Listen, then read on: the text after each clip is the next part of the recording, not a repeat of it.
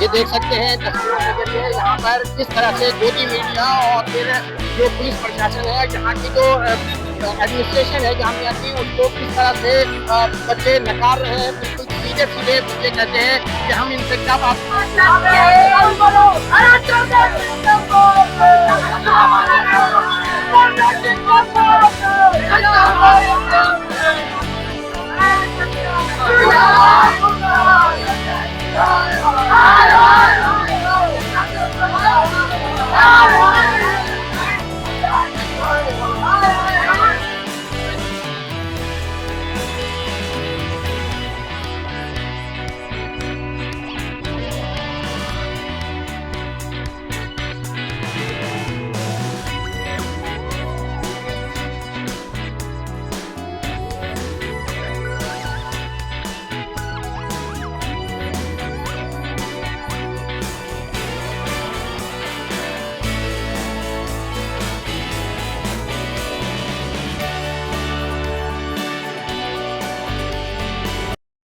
उन्नीस सितंबर 2008 को दिल्ली के जामिया नगर के बाटला हाउस इलाके में हुआ एनकाउंटर आज भी कई सवालों और विवादों के घेरे में है।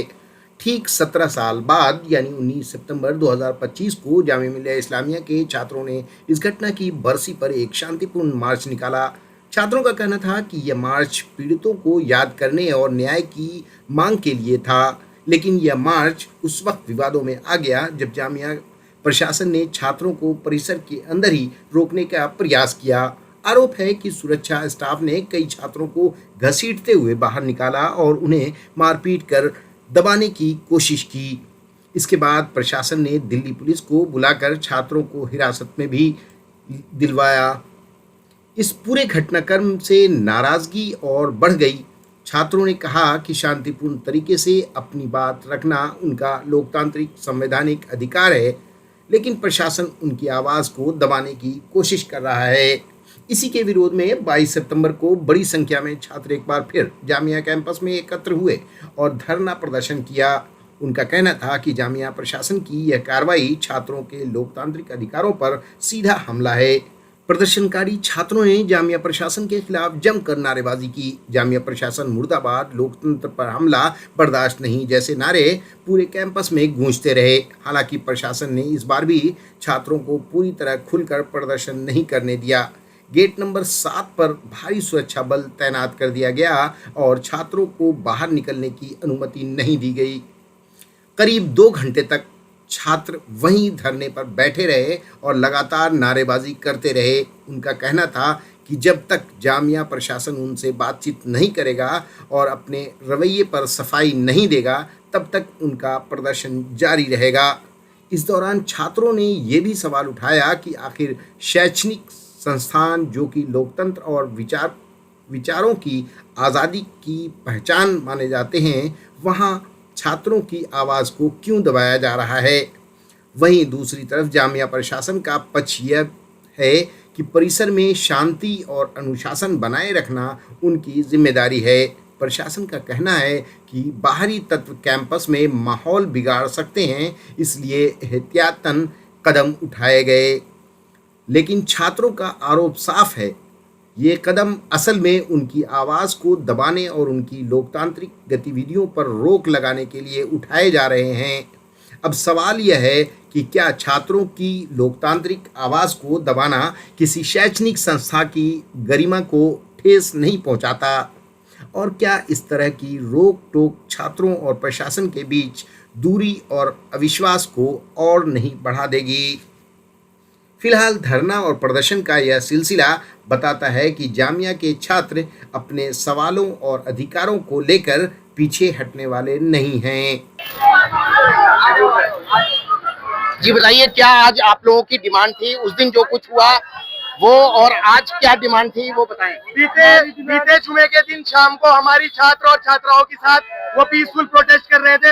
सिक्योरिटी एडवाइजर द्वारा उनके ऊपर दुराचार किया गया। जितनी हमारी लड़कियां थी, एक एक रिकॉर्डिंग सबके पास थी। पुलिस द्वारा कोई भी एक्शन नहीं लिया गया था। आज जो हमने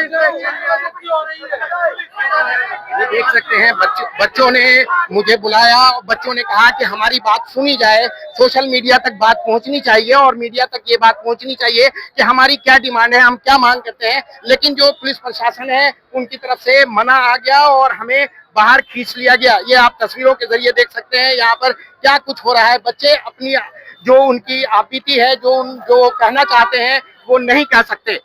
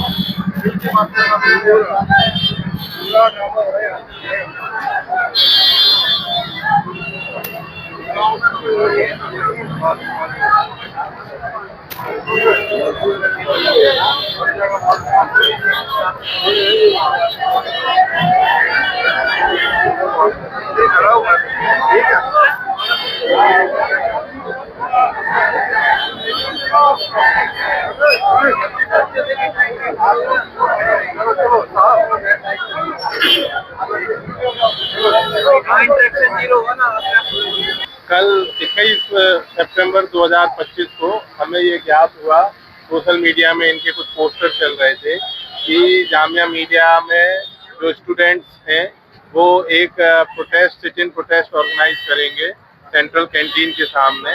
उनकी डिमांड कुछ इस तरीके से थी कि 2-3 दिन पहले किसी कार्रवाई में यहाँ के जो सिक्योरिटी एडवाइजर साहब हैं, तो यहाँ के सिक्योरिटी स्टाफ ने कुछ छात्रों के साथ बदतमीजी की है।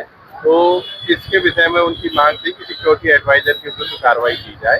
तो जैसे हमें पता चला तो हमने यूनिवर्सिटी प्रशासन से बातचीत की और समन्वय स्थापित करके यह निर्णय लिया गया कि जब तक ये शांतिपूर्ण प्रदर्शन करेंगे तो पुलिस प्रशासन का यूनिवर्सिटी जो कैंपस है उसके अंदर कोई वो नहीं है, कार्य नहीं है। तो हमने अपनी जो पुरानी गतिविधियों को ध्यान में रखते हुए गेट नंबर 7 पे अपना इंतजाम लगाया था। तो लगभग 5 बजे ये बच्चे इकट्ठे होकर लगभग 150 की संख्या में यूनिवर्सिटी कैंपस के गेट नंबर 7 पे आए। उनकी डिमांड थी, वो एक मेमोरेंडम देना चाहते थे यूनिवर्सिटी के किसी रिप्रेजेंटेटिव को।